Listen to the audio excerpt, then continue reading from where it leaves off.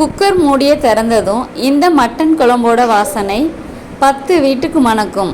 அந்த அளவுக்கு கமகமகமன்னு ஒரு வாசனை, ருசியும் பிரமாதமாக இருக்கும். இந்த மட்டன் குழம்பு ரொம்ப சுலபமான முறையில் டக்குன்னு செஞ்சிடலாம். டேஸ்ட்டும் ரொம்ப அட்டகாசமான சுவையில் இருக்கும். Hi friends, welcome to Valparai சமையல். இன்றைக்கி நம்ம பார்க்க போகிற ரெசிபி என்னன்னு பார்த்தீங்க அப்படின்னா, ரொம்ப சுவையாக மட்டன் குழம்பு ஈஸியாக எப்படி செய்யலாம் அப்படிங்கிறத தான் இந்த வீடியோவில் பார்க்க போகிறோம். ஃப்ரெண்ட்ஸ், வீடியோவை ஸ்கிப் பண்ணாதீங்க, ஃபுல்லாக பாருங்கள், உங்களுக்கு ரொம்ப பயனுள்ளதாகவே இருக்கும். வாங்க ஃப்ரெண்ட்ஸ், வீடியோக்குள்ளே போகலாம். வீடியோக்குள்ளே போகிறதுக்கு முன்னாடி நம்ம சேனலை சப்ஸ்கிரைப் பண்ணாதவங்க சப்ஸ்கிரைப் பண்ணி வச்சுக்கோங்க. கூடவே பெல் ஐக்கானையும் கிளிக் பண்ணிக்கோங்க. வாங்க ஃப்ரெண்ட்ஸ், வீடியோக்குள்ளே போகலாம். இப்போ நம்ம இந்த குழம்பு ஒரு குக்கரில் தான் செய்ய போகிறோம். குக்கரை அடுப்பில் வச்சுட்டு நல்லா ஹீட் ஆனதுக்கப்புறமா 50 மில்லி அளவு நல்லெண்ணெய் சேர்த்துக்கலாம். எண்ணெய் நல்லா காஞ்சதுக்கப்புறமா 1 ஸ்பூன் அளவு சோம்பு, 3 துண்டு பட்டை, 2 ஏலக்காய், 1 அன்னாச்சிப்பூ, 2 கிராம்பு சேர்த்து பொரிய விடுவோம்.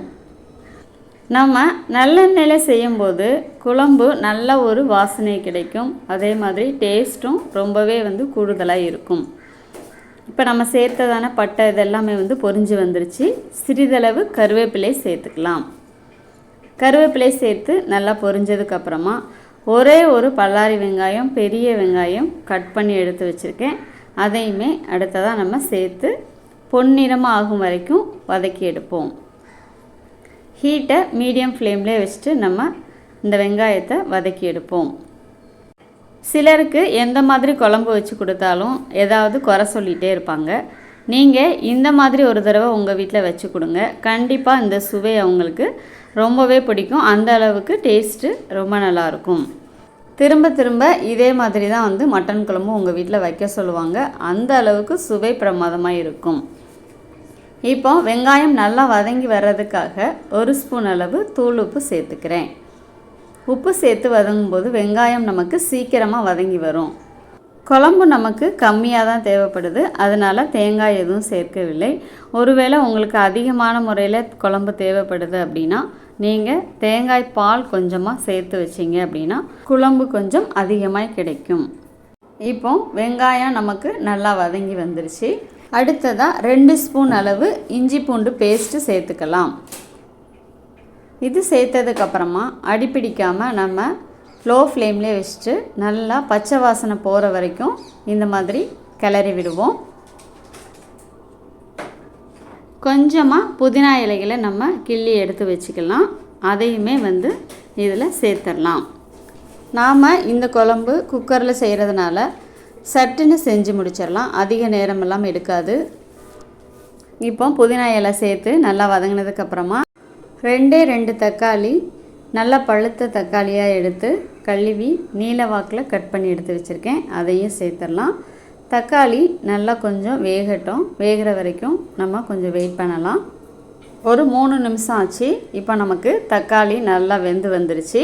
அடுத்ததாக நம்ம இந்த குழம்புக்கு தேவையான மசாலா தூள் சேர்த்துடலாம். 1 ஸ்பூன் அளவு மிளகாய்த்தூள் சேர்த்துக்கிறேன். அடுத்ததாக குழம்பு மிளகாய்த்தூள் 2 ஸ்பூன் அளவு சேர்த்துக்கிறேன். 1/4 ஸ்பூன் அளவு மஞ்சள்தூள் சேர்த்துக்கலாம்.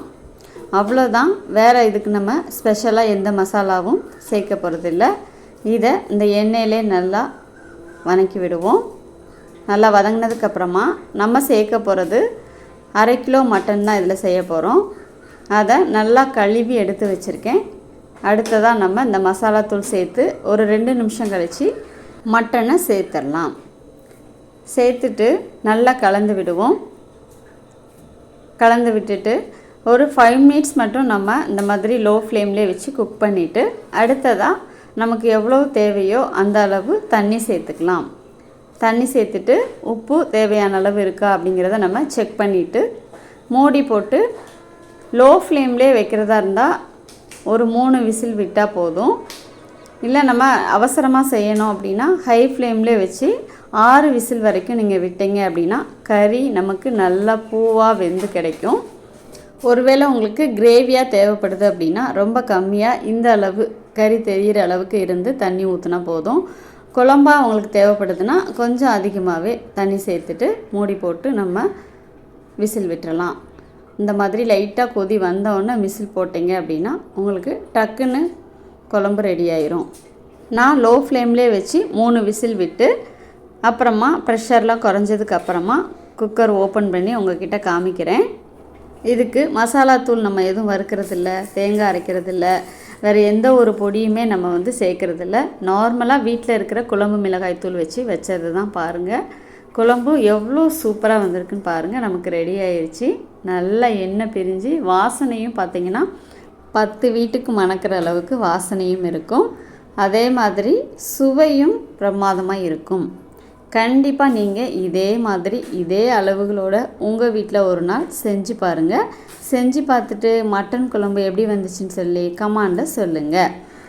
ஃப்ரெண்ட்ஸ், இந்த வீடியோ உங்களுக்கு பிடிச்சிருந்தா உங்களோட ஃப்ரெண்ட்ஸ் அண்ட் ஃபேமிலிக்கு ஷேர் பண்ணுங்கள். எங்களோட வால்பாறை சமையலுக்கு மறக்காமல் சப்ஸ்கிரைப் பண்ணுங்கள். மீண்டும் அடுத்த வீடியோவில் சந்திக்கலாம். பாய். தேங்க்ஸ் ஃபார் வாட்சிங் மை யூடியூப் சேனல்.